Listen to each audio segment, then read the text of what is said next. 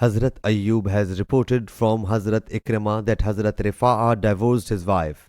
So Hazrat Abdul Rahman bin Zubair Qurayzi married her later.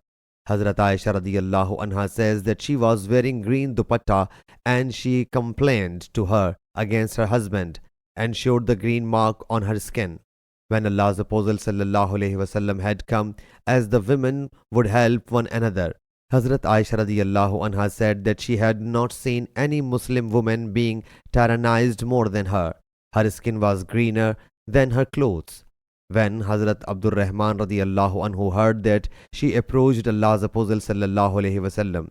He as well visited Allah's Apostle sallallahu alaihi wasallam, accompanied by his two sons from his other wife.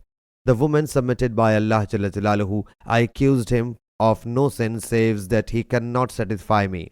She then held a corner of her cloth, giving it a shape of bubble.